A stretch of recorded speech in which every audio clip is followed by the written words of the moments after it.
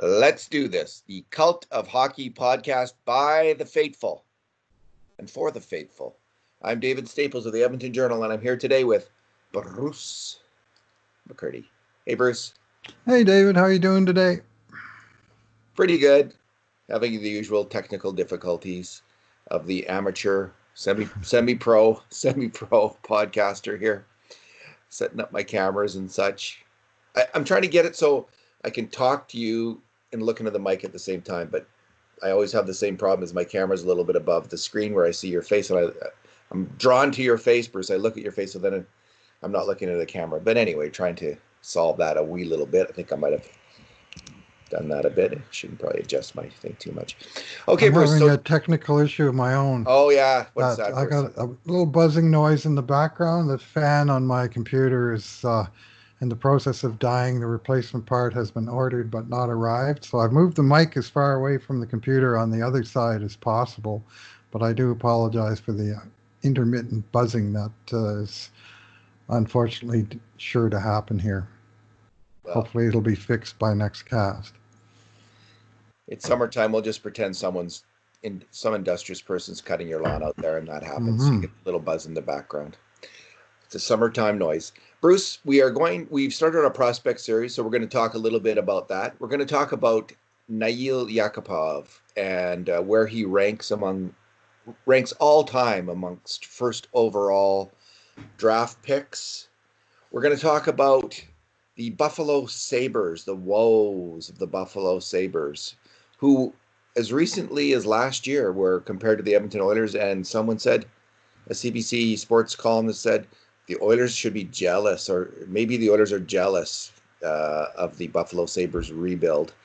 And he said that at probably the least opportune moment that he could have picked, just before the Sabres were to hit the garbage can and the Oilers were to improve their fortunes.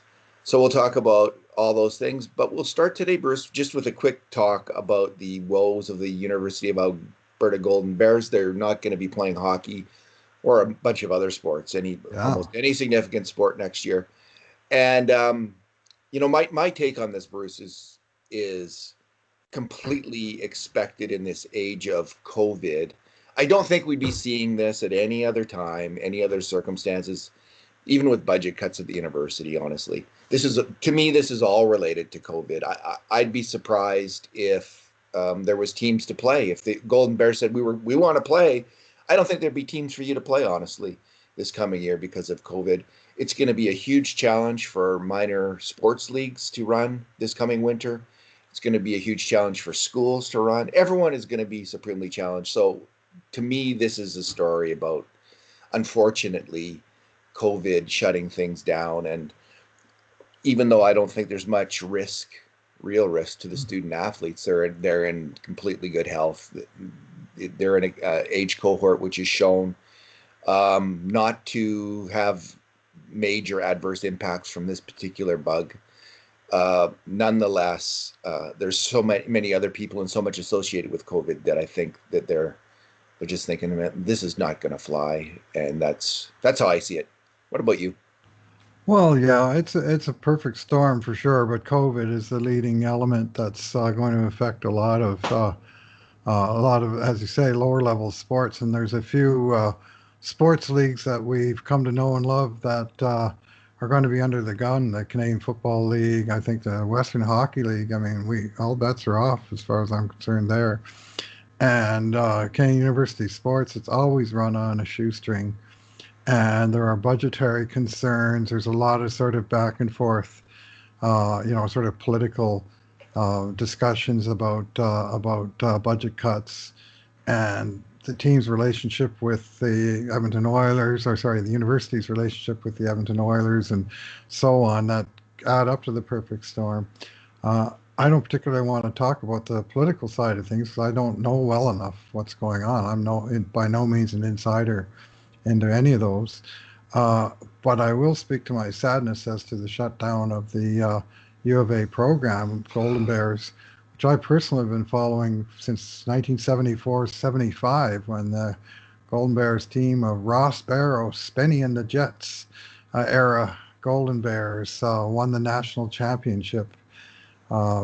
in a thrilling series of series where they actually hosted a bunch of teams from other provinces in the national playoffs, and they beat Jim Corsi, the famous Jim Corsi, who has a famous hockey statistic named after him. Well, he's a real person that used to be a goalie and a hell of a good one with Concordia University Stingers back in the day. And also Tom Watt and the University of Toronto Blues were vanquished in the finals that year. But there's just such a long and glorious history. I mean, they've been playing hockey, Golden Bears program, since 1907. They've competed 108 different seasons. They've had teams on the ice. There was, I think, a couple of stoppages for world wars and minor details like that. But the team has been on the ice for 108 seasons. They won 55 conference championships, Canada West Conference champions. Like, it's a glorious program with a huge, long history of success, and they play great hockey. I make a point of going down to the Clare Drake Arena, as it's now known, formerly Varsity Arena, at least once every season, just to enjoy the atmosphere and kind of the old school kind of game that's played there. And the arena it's a pure burn, right? It's like Renfrew Park on steroids. You sit on a hard bench, but you're right on top of the action, also like Renfrew Park, and you're right in there. And for the price that was charged, the quality of hockey, it was a bargain. You always saw a good hard game, and the the team has really made its mark in this community and across Canada, and of course contributed many fine citizens, not least of which, of course, Clare Drake himself and his protege and eventual successor, Billy Moores, that ran the program. These are two men that had cross-pollination with the Oilers, as did Ian Herbers, another coach from Golden Bears, and of course a number of their players, most notably Dr. Randy Gregg, who still runs a sports medicine clinic in this town, and who has started up a number of initiatives like Fun Team Alberta, and now in the amateur baseball scene. And it's just been sort of the gift that keeps on giving, even as it's always been kind of underappreciated. Like, I always go there and I wonder, why isn't there more people coming to these games? They're good, the action's good, but sort of run on a shoestring, but enjoyable. And for now, it's gone. Hopefully, it's just 2021, as they've announced. They've already canceled the entire season in June. Like, it's amazing. And originally, they canceled the fall sports. And I thought, well, maybe hockey will just pick up in January. It'll have a late start like so many sports leagues are going to have. But nope, it's off the table. Basketball gone, volleyball gone, men's and women's in all cases. And as you say, who knows how many other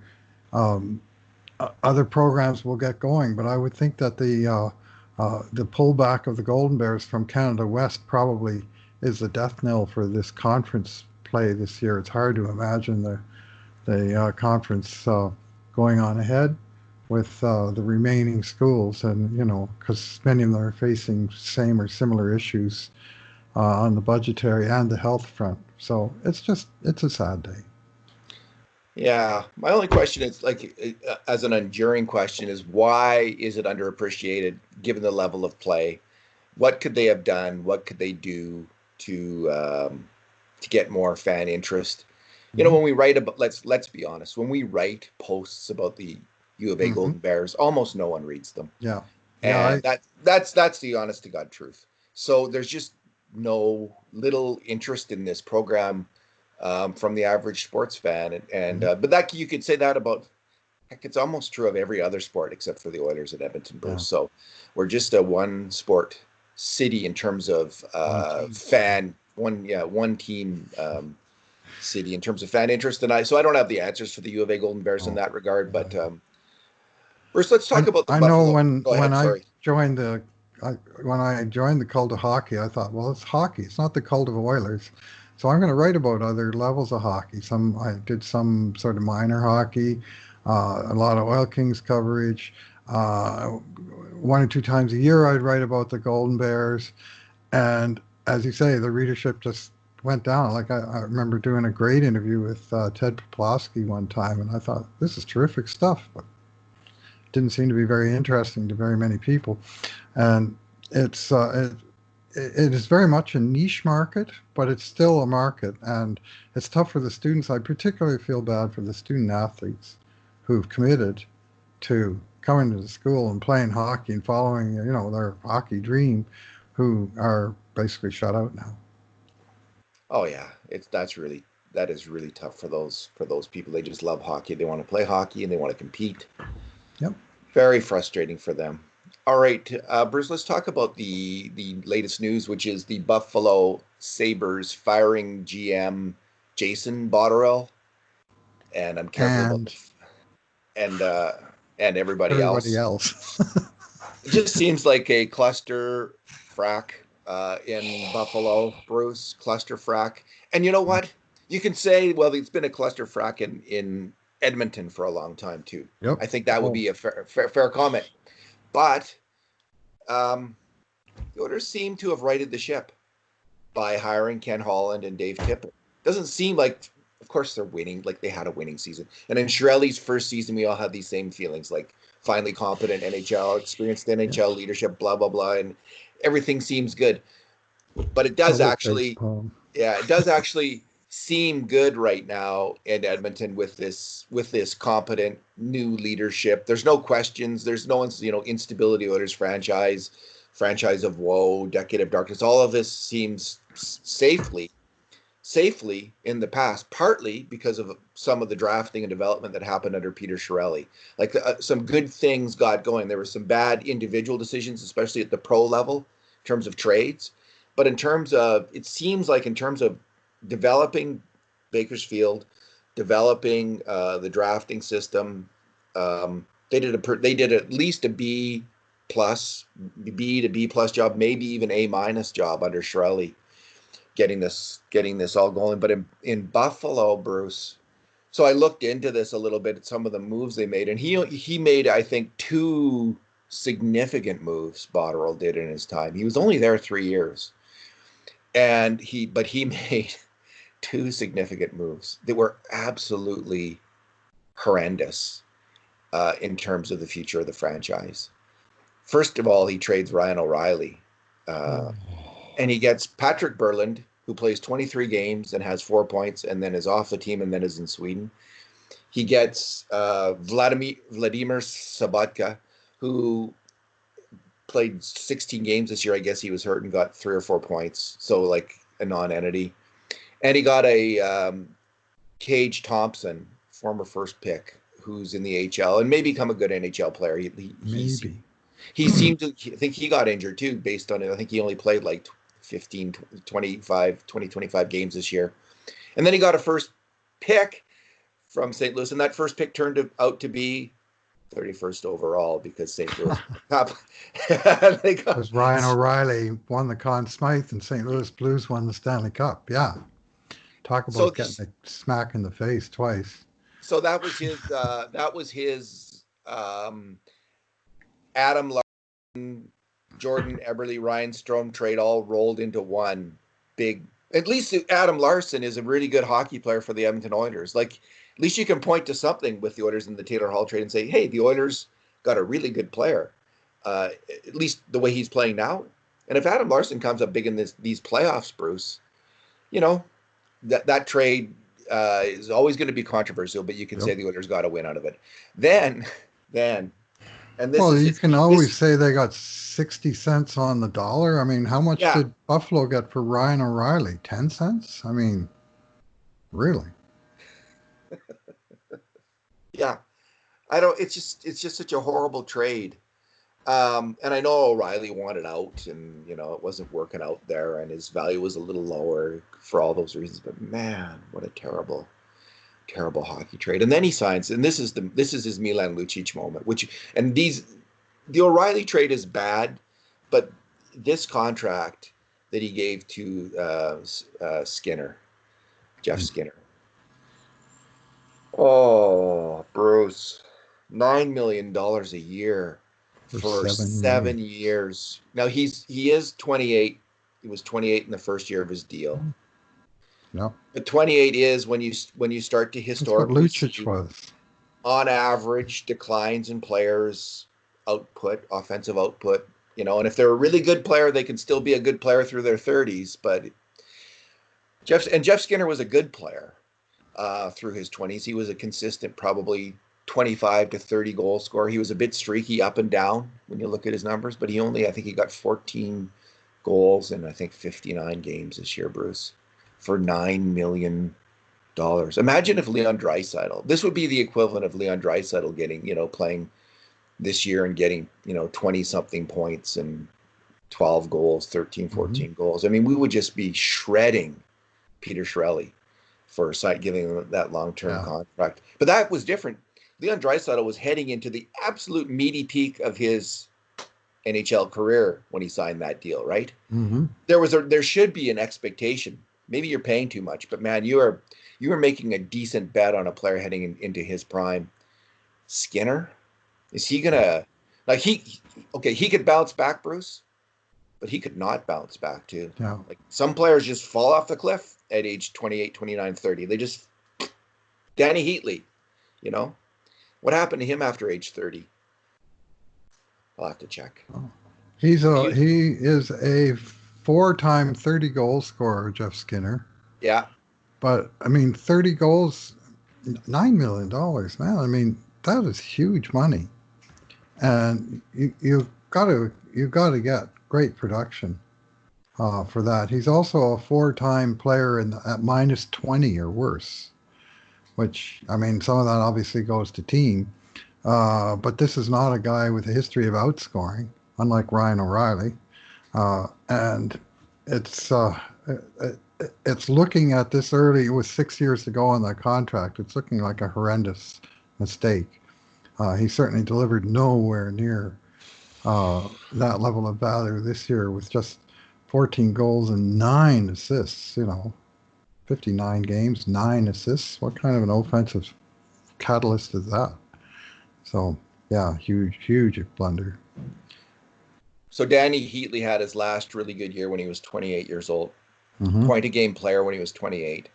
And then after that, he had 2 kind of mediocre years, and then he just fell off a cliff. Absolutely felt like he was just... So Heatley comes to mind because he's kind of a better version of Skinner, more productive version of Skinner. But, Skinner could rebound, and maybe this is going to... Maybe this won't work out so badly, but it just... At the time the contract was signed, it seemed like a massive overpay. Like a player... I don't know what would have made sense for him. A shorter term deal at $7 million a year. He was coming off, I think, a 40 goal season, like his best season goal scoring. But yeah, he was also playing with Jack Eichel and the platform season. I have to admit, I'm a fan of Jeff Skinner, the player. I really enjoy watching him because he is the very rare case of a player of an athlete who was a very advanced level figure skater, and he won medals at the national level coming up as a figure skater. And I just find it fun to watch him apply some of the figure skating moves to the context of hockey. As a fan of both sports, there's not really a whole lot of overlap between figure skating and hockey, but some of the little spin moves and so on that he had, like, he's super elusive, and he's got all kinds of nifty dangles just on his skates, that allows him to elude defenders. But $9 million, I'm glad Oilers aren't paying that. Let's put it that way. So in December 2018, Tim Warnsby of CBC wrote a little column where he wrote, "There should be a little envy in Edmonton these days with the early season success of the Buffalo Sabres." At that point, Buffalo had 17 wins. I think maybe the Oilers had 10 or 11. Anyway, so Warnsby was saying that their rebuild looked like it was going better. And since that time, in 126 games, the Oilers have 134 points. And Buffalo in 122 games have 106 points, which in the NHL is a really abysmal total. So yeah, that was not good timing for Warrensby to point that out. And Hmm. you always have to be careful because again, after the 2017 season at Edmonton, I was predicting certainly that the Oilers had righted the ship and were on the right path. And the Andre Sekera injury, I think, is the key factor to me in changing everything. The Oilers, the Oilers didn't have the defensive depth, but this time I'm a bit more confident, Bruce, in my hopes for the team. There's one huge question mark, two huge question marks in net. But other than that, like right now, this Oilers team, they look pretty for the next 3-4 years, Bruce. It's Hmm. hard to imagine that they're not going to be in the playoffs and starting to compete for the Stanley Cup when you have Connor McDavid, Leon Draisaitl, and the rest of them. So it Hmm. looked kind of bleak maybe a year ago, but not anymore. Well, I, for one, am not going to gloat at problems in Buffalo. I have all kinds of sympathy for Buffalo Sabres fans because they're Edmonton East and we're Buffalo West. Year after year of out of the playoffs in a high lottery position. I mean, more than once the Oilers have battled the Sabres for uh, for a high spot in the draft. I mean, you'll remember the 2014, the Sabres drafted second, took Sam Reinhart. The Oilers went third and got Leon Draisaitl. Thank you, And then Buffalo. and then in 2015, the Oilers won the lottery after Buffalo was clearly the worst team in the league all year. And the Oilers got McDavid, and Buffalo got a pretty nice consolation prize in Jack Eichel. And they won another lottery with Rasmus Dahlin, and you ask the same questions about Buffalo that you do. How can you have all these high picks and still be such a crummy team? And it's just baffling. And I mean, obviously, management has some to do with it. And the Pagulas, they didn't just take out the manager yesterday. It was a regular red wedding going on there in Buffalo. They axed both assistant GMs. They axed the director of scouting, the assistant director of scouting, all the scouts. They axed the minor league coach and the assistant coaches. There was like probably 15 people. I don't know quite how many scouts they had, but let's say 12 to 15 hockey uh, employees all got axed with a single massive stroke uh, yesterday. I heard on the radio some of the calls to uh, to the fired employees lasted no more than 20 seconds. Phone, hi, you're gone, bye. You know, There's no good way it's to fire horrible. someone. Bruce, here's what the other thing that happened in Buffalo is so after they drafted Eichel, their next two picks were Alexander Nylander and Casey Middlestat. So I mean, you needed one of those guys, just like Yeah. the Oilers when they drafted Puljujärvi and Yamamoto. Hmm. You had to have one of those guys step up into a top six role and Right. fairly fast. And it's with young wingers, why not? Because young wingers can do that. It's not that tough a position defensively. All you got to do is show that offensive ability that you've shown all your life at it's one higher level. Really hard to do, but you know, the odds are one out of two of those high draft picks, both I think taken maybe in the top 10. I'm not sure what Nylander was. Yeah, I think both in the top 10, and Middlestat and Nylander both have yet to make their mark. There's big questions around Middlestat. Nylander actually had a fairly decent year, even strength scoring wise in In Chicago. And Chicago. we'll see him in the playoffs. Maybe he's going to be a player. So, But that but doesn't man, help Buffalo. but doesn't help Buffalo. Well, they got Henrik Jokiharju, and everyone thought that was a steal for the Sabres. We'll see. Not everyone, but I noticed the stats guys really love that one. So we'll see. I'm just cheering for Ralph Kruger. I don't have any. I don't Amazingly, have. his head is still on his shoulders after all that. Well, Jack Eichel likes him. Didn't like anyone else. That seems to be. Come on, that seems to be the dynamic there. They got rid of everyone that Jack Eichel didn't like. Even I guess he didn't like the scouts too.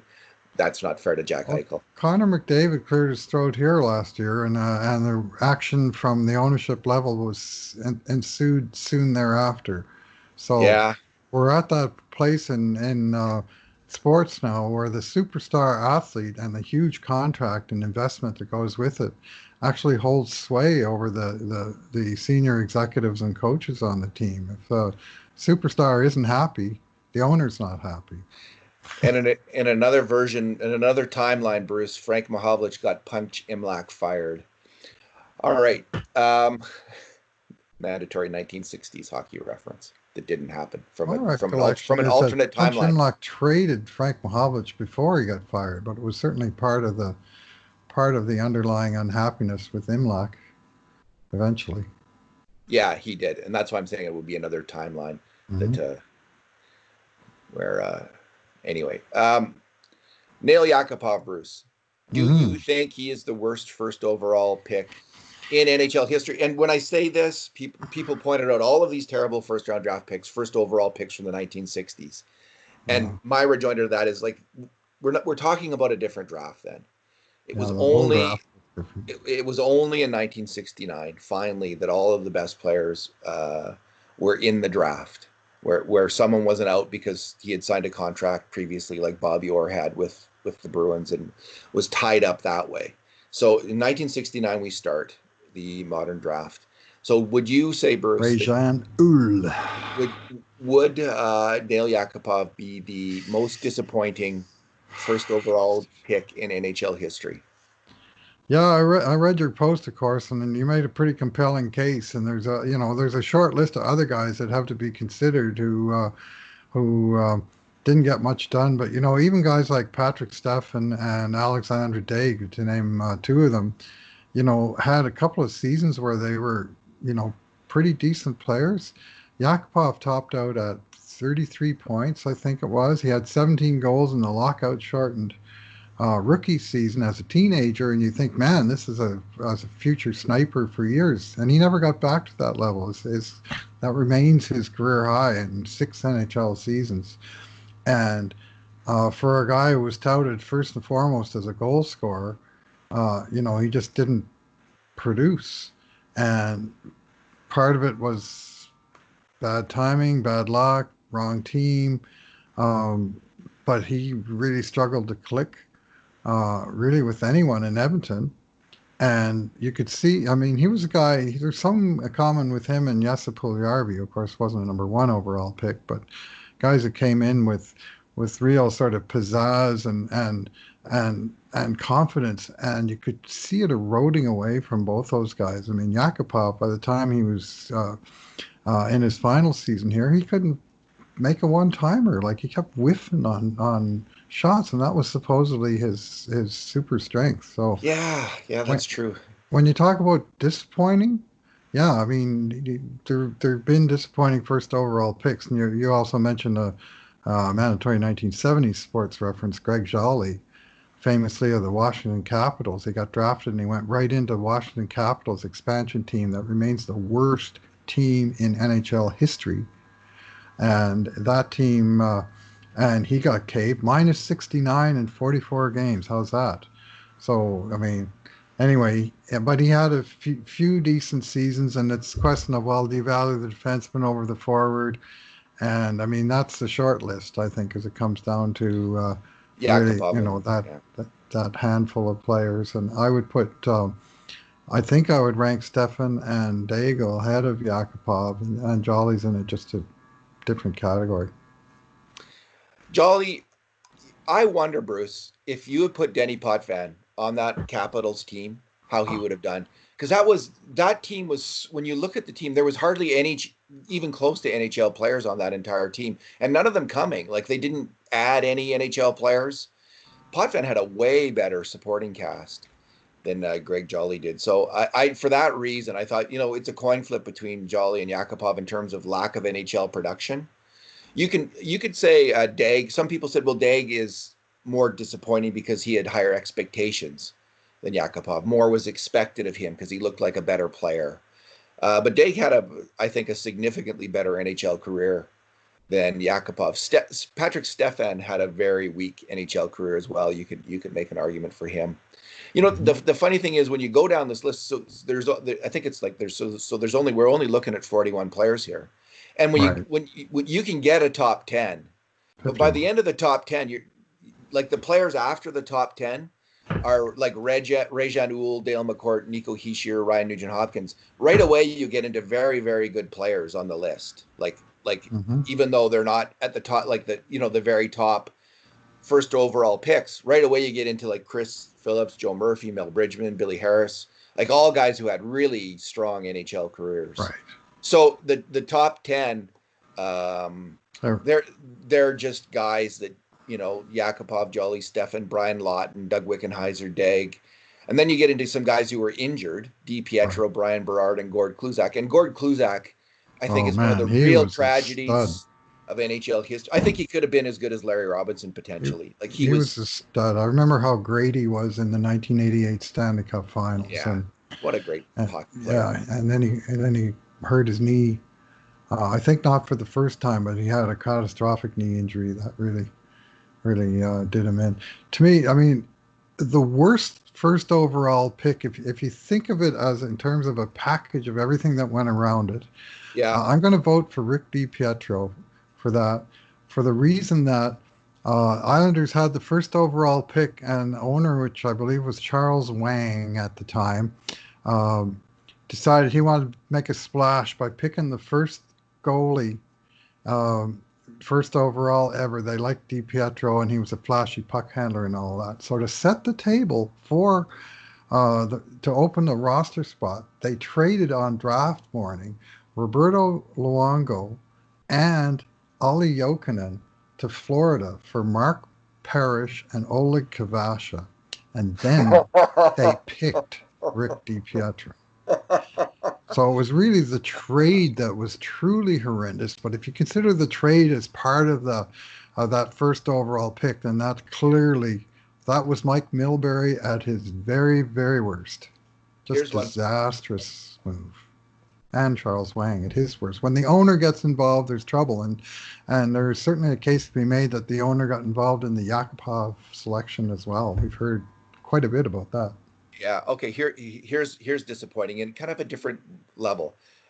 You might go with the Doug Wickenheiser pick as most disappointing of all time, because when Sam Pollock pulled off the trade with Colorado, I believe I think he made the trade 3 or 4 years in advance, because Sam Pollock was looking down the line and he's thinking, okay, who's a terrible team that might finish last in 1980 when Wayne Gretzky comes up in the draft. Ha ha ha. And if you're disappointed, like just think if you were Sam Pollock and you're watching this all unfold, might have had Wayne Gretzky with that draft pick, because in fact, Colorado did finish worst in the league that year. But who did you get? You didn't get Wayne Gretzky. You got what looked like a pretty good player like a great player at the time, Doug Wickenheiser, big, fast, strong, skilled. He never panned out very well. But in terms of like theoretical disappointment, like if Sam Pollock had remained on the job and had been there through the 90s or the 80s, he might be thinking, oh God, cruel fate deprived me of Yeah, Wayne well, Gretzky. that one, I mean, that was a perfect storm. Also, Montreal. I mean, Irving Grundman, the replacement for Sam Pollock. Yeah, There was a lot of heat in Montreal, a lot of heat and light around a guy named Denis Savard, who of course draft played for the Denny. Yeah. Montreal Junior Canadiens, and he went third overall in that pick. They picked Wickenheiser, and Savard went third overall. Well, wouldn't you know it, the Montreal season started on a Saturday night, hockey night in Canada against Chicago. And Wickenheiser, for reasons still unclear, started in the press box, watching down from on high, the first overall draft pick. And Denis Savard is out there playing for Chicago. And of course, he scores his first career goal and he sets up one. And the crowd gives Savard, the visiting player, a standing ovation for his first career goal, and the Hawks beat the Habs. And right away, any sort of lingering resentment that they picked the Western Canadian boy over the local fellow uh, just amped up in volume. You know how these things, you got a little bit of negative feedback into what's already a negative feedback loop, and it just goes crazy. And I don't think the Montreal fans ever warmed to Doug Wickenheiser. Oh, well, Denis Savard Yeah. was, yeah, we mourn at Edmonton, like not taking Zach Parise and taking Pouliot, Marc Antoine Pouliot, was that right? Yes.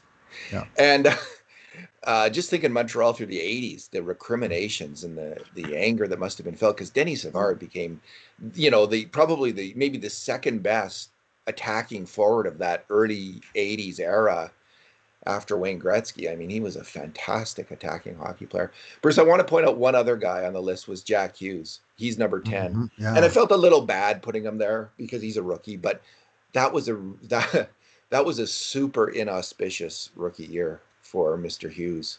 And he could easily bounce back. I hope he does. He seems like a fine hockey player with all the skills, but so other first overall picks have had first years that bad, like Joe Thornton had a year similar to that, and there's been other guys. So we'll see. We'll see. Joe Thornton had 7 points as a rookie, I believe. Yeah. So we'll see. Hughes could easily. He's just there Hmm. because all the other guys are actually really good hockey players, and there was no one else to put at number 10, quite honestly. But he's got to show it in coming years, and I suspect that he will. No, He's a lot like Denny Savard, actually. yeah, and Wickenheiser's defense, I mean, he was on paper the best player, and it was not particularly that close. The Montreal local sentiment for Savard, I mean, Wickenheiser scored 89 goals for the Regina Pats in 79-80, 170 points, and then 40 more points in the playoffs, and they won the Memorial Cup, that team. I mean, he was front and center, the top junior in the country. So in one sense, Yeah. it was a no-brainer, but man, just the way his career started, and he really had one decent season in Montreal in his third season, but otherwise, he only hit 50 points once in his entire career. So you could certainly say he was a guy that didn't live up to the billing.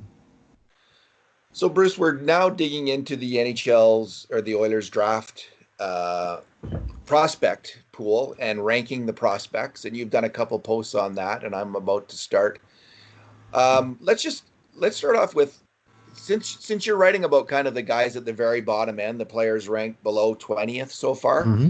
Yeah. What I've done is that I'm going to be writing a post on this. Is looked at the kind of the history in the last 13 years of these rankings. First by Low Tide, his rankings from 2007 to 2011 by Alan Mitchell, and then ours from 2012 to 2019 when we had numeric rankings when we did our own Cult of Hockey prospect rankings.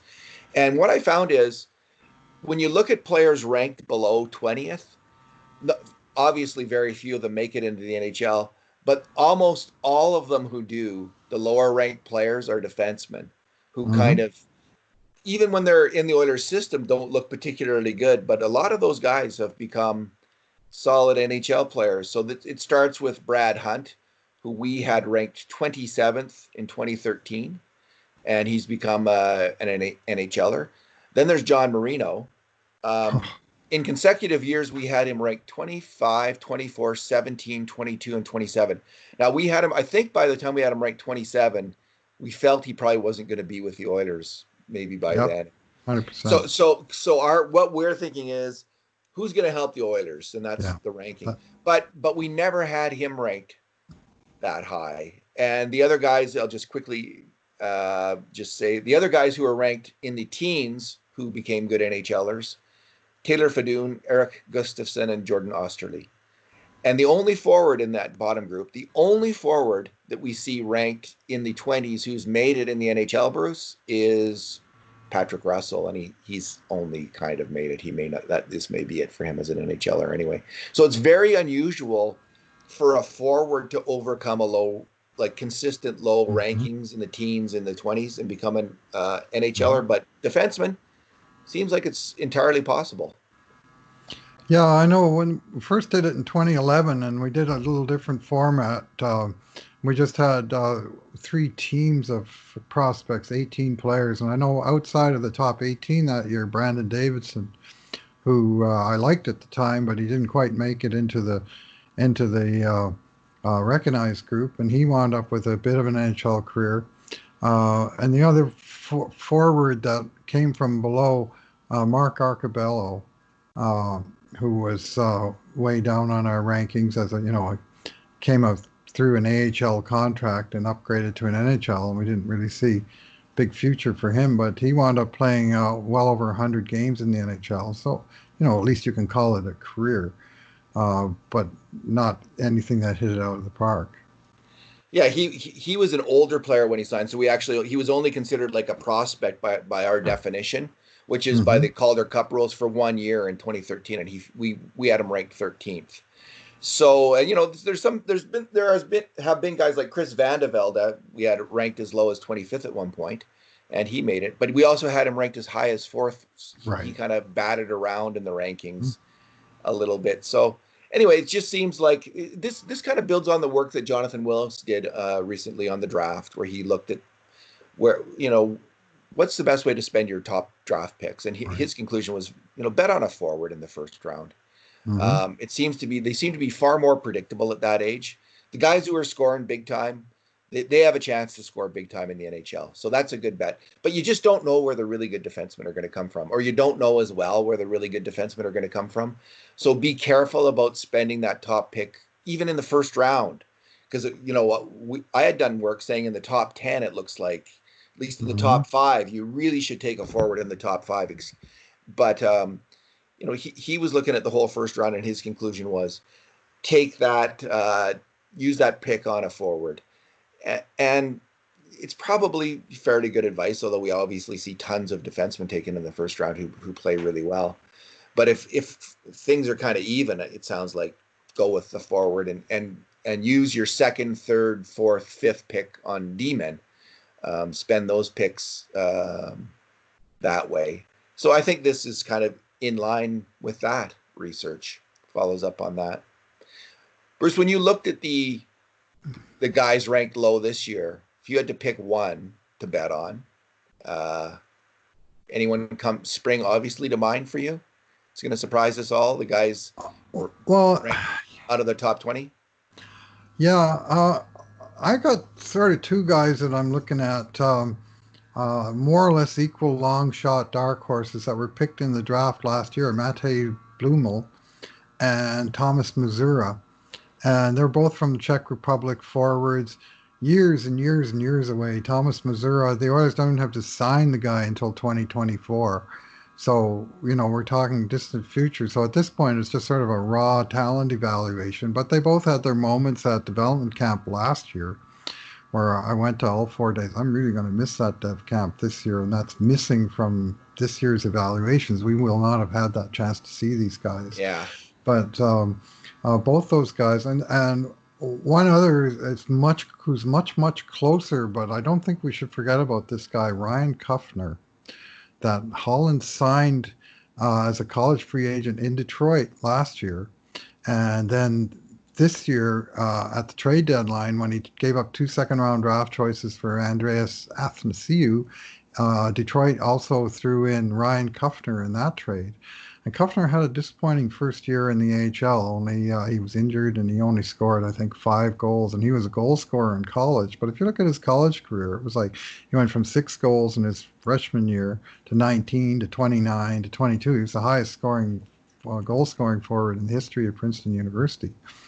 And then he turned pro, and he had one season that was disappointing. Detroit moved him along sort of a B-level prospect, which is really all he is at this point. But he's got some nice background. He's already 24, so if he's going to show it, he needs to show it fast. So that's the down arrow on that guy.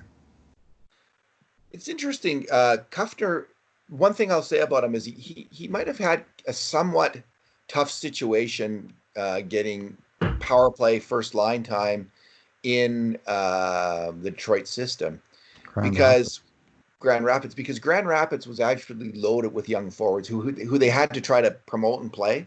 So they had Joe Velino, Philip Zadina, Michael Rasmussen on that team this year, all first round picks, and 2 of them high first round picks. They also had Evgeny Svechnikov, who's a first round pick coming back from a serious knee injury. So those guys would all be kind of, I think, prioritized in terms of the opportunity. So maybe Kufner's going to come in here and get a little bit better ice time in Bakersfield next year, where it's not quite so clogged up with top forward prospects, and he'll show what he has. The two Czech guys also stood out for me as possibilities, mainly because the other guys tend to be a little older, and we know a little bit more about them. When I look at this list of players, and I'm not going to give away where anyone's ranked, because that's part of the fun of Right, of course.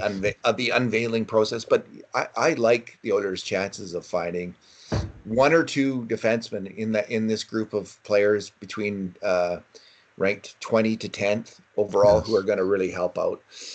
The one other thing, Bruce, I won't say where Evan Bouchard finished in our voting this year, although it's probably not that hard to guess. But when you look at guys ranked first overall by the Oilers in their farm system, almost all of them, Bruce, were only ranked first overall 1 year in a row They were gone. because they immediately graduated from the draft into the Yeah. NHL. So Puljujarvi, McDavid, Draisaitl, Yakupov, RNH, Taylor Hall, Sam Gagner, all ranked first overall, but only in the year they were drafted. Well, Evan Bouchard has already been twice the first overall pick on our prospect list, already twice, and now we have him wherever he finishes up this year, Bruce.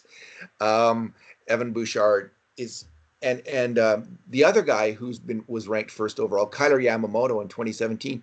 He spent 3 years in total on the prospect list. Hmm. So there's something different in the last. The only other kind of really top-ranked guys who have spent any length of time on the prospect list were Oscar Klefbom, Darnell Nurse, and Jordan Eberle.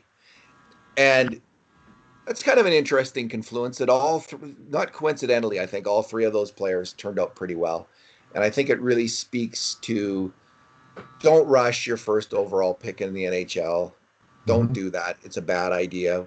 So we're not doing Yeah. it with Bouchard. We didn't do it with Yamamoto. Well, we tried to do it with Yamamoto, but that didn't work out. But he kind of overcame that. And we are not doing it with Philip Broberg either. And I think we're on the right path. I mean, if they're first overall pick, then the track record is that 18-year-old kids at the very, very best of their draft class are NHL ready. And, the last first overall forward who got sent back to junior for a year was Mike Modano. I mean, we're talking a long, long way in the past, but mostly when you're talking about, uh, outside of, the top three, and certainly outside of the top 10, there should be no reason to rush that guy along. Both Kyle Yamamoto and Jordan Eberle went number 22 overall. And of course, the Oilers did try and rush Yamamoto into the team, and he played 9 games his first year before being sent back. Um, so it wasn't really ideal how that worked out, but uh, in the end, he wound up getting parts of 2 seasons in the AHL, and by the time he came up this past season, he was ready. And that's more what you should expect: a year and a half at developmental level, and then let him loose at the NHL, as opposed to saying, "Well, we got just drafted this guy in the middle of the first round. Let's pencil him in the top 6." It just doesn't usually work out, and we have lots of painful experience with that. Here's one for you, Bruce. This was shock. This is shocking to me. Do you know where we had Philip Broberg rated last year? Yeah, I know where you guys had him rated, fifth, number 5, and he was tied for 5th with Dmitry Samorukov, and he won the tiebreaker. I personally had him second, but that's just me. I can't remember where I had him, but I could find out really quickly. We had so Benson, Yamamoto, Caleb Jones, and Kyler Yamamoto were all ahead of Broberg on that list last year. Well, And yeah, I mean, those guys made their mark in the NHL this year, a couple of them, and Benson's close. I mean, it's not like there was no other good prospects, but it was a rare low position for a fresh first-round draft choice for him to be way down at number 5. you had Broberg at second. Mm-hmm. I had him at third. Okay. Kurt Levens had him at 5th. Sean Patrick Ryan had him at 8th, and Jim Wow. Matheson had him at 6th. Wow. So that's So you and I thought the most of. I had Caleb Jones. I was super high on Caleb Jones heading into this year, and I would I have Caleb Jones right now ahead of Broberg? I have Good to question. think about that. It's a good question. I really like Caleb Jones still. I think he really came on strong, and I haven't seen enough of Broberg, like honestly, to say. But I would probably have Broberg ahead of Caleb Jones this year if Jones was still on the list, which he's not. Alrighty, was that our list of topics, Bruce? Did we miss anything? Certainly the lion's share of them. I know I spent my writing week working on these lower end prospects, 13 hockey players that we had ranked between 21 and 33. So that that's covers the waterfront of what I've been writing about recently and will be writing about for the next while because, of course, we got the top 20 to go now. So, Alrighty. Yeah, we're going to be getting into the top 20. We're going to be doing the big countdown-aroo. It's coming up on our march to the top of the Oilers prospects. So, yeah, y'all have that to look forward to. Well, Bruce, thanks again for talking today. Always a pleasure to talk with you. Indeed. Thank you. And thanks for listening, everyone. And in the meantime, and in between times, this has been another edition of the Cult of Hockey podcast.